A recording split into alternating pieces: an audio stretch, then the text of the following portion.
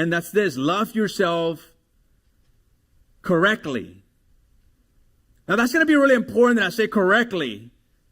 To love yourself correctly, because, I mean, if we're honest, we already love ourselves, right?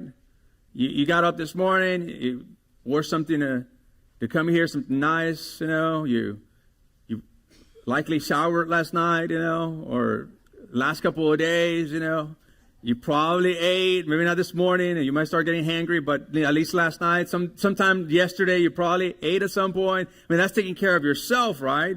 So we do it already, but how do you love yourself correctly? What is he talking about? What does he have in mind here? And yet some of you here this morning might be thinking, well, don't we already love ourselves enough? I mean, we overindulge, we give ourselves freedom to do things, to treat ourselves without limits. Sometimes I have to tell Marisa, treat yourself, because Marisa is one of those people that she doesn't like to spend, especially for herself, because, she oversees the budget of the home, and she's like, it's real hard for her to spend. So when she likes something and I see her liking something, I'm like, treat yourself, treat yourself. And it's like, okay, I'm going to treat myself, I know. I mean, some of you are thinking, was that what it means to love? No, that's not what he has in mind in here. Maybe some of you are thinking, well, are we supposed to deny ourselves? Doesn't that go counter, the love for self, go counter with the denying yourself, and giving yourself unto the Lord and just take one for the team? Didn't he say, take up your cross? And maybe you're like, I'm confused now. So that old selfishness, the sinful nature that used to claim your life, needs to die and be buried, yes. But I'm talking about you right now as a person. As an individual, created in the image of God. And Jesus says you should love your neighbor as you love yourself. I didn't make that up. So what does it mean to love yourself? What kind of love does he have in view here? Because if we're honest, most of us are in this relentless pursuit to change ourselves because we don't like ourselves. We're this endless pursuit. If I just do this to myself, I go to the next diet, or I'll go and chisel my body at the gym, or maybe if I start working on these things, maybe I'll love myself. Maybe if I go shopping, maybe I start loving myself. So most of us are in this endless pursuit of changing ourselves for the purpose of loving ourselves. If we're honest with one another, that's what we tend to do. And we live in this never-ending cycle of guilt and shame. Guilt basically means that when we feel guilty, it's because we have violated some type of moral standard given by God, and we feel guilt. But shame is when you violate your personal standard.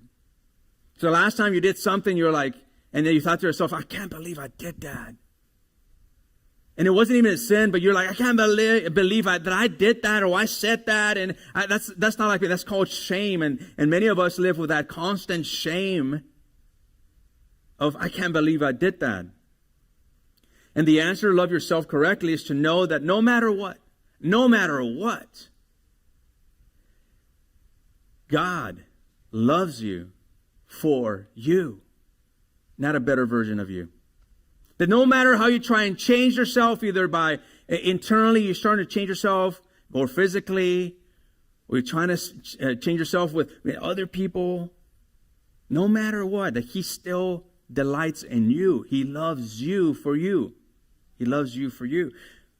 Nothing drives out shame away faster from the heart than being fully known and yet still delighted in. To be fully known and still yet being delighted in. See, when you recognize that God loves you and he knows all about you, even your internal stuff in there that you're like, man, I feel shame, what I did or what I've done or what I'm doing or what I think, like even amidst all that, like God looks at you and he says, I love you. And when you begin to understand that, that drives out shame from the heart faster than anything else. We have heard at times people delighting, we have a hard time rather in people delighting in us, don't we? When was the last time you took a 10-year-old, or above, for those of you who have children or grandchildren, and you just try this next time. You look at them straight in the face and you say, I love you. You know what they do? Just kind of look down. They can't bear the weight of the word I love you. Have you ever noticed that? Especially teenagers, like you get the teenage world, it's a different world. And you say, I love you, and they're like, what am I supposed to do with that? Nothing. Feel the weight of the love that I have for you. And yet that's what God does for us. He says, I love you. And we, like teenagers or preteens, we just kind of turn away and we kind of dismiss that. We just don't know what to do with that. And God gives you innocence and gives you honor. And He loves you. Justification takes care of your guilt, and adoption takes care of your shame. You see, the fact that you are justified or made right before God because of Jesus, that takes care of the guilt. That guilt of, whatever standard you violated, moral standard you violated, it takes care of that guilt. And yet that adoption, because we are sons and daughters of God, that drives away the shame. It drives it away. Because you're a son now or a daughter.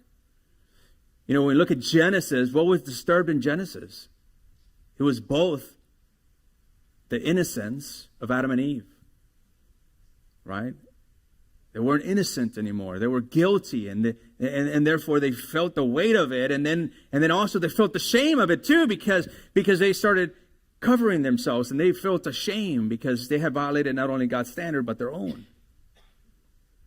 And nothing drives it further away from you than understanding that God delights in you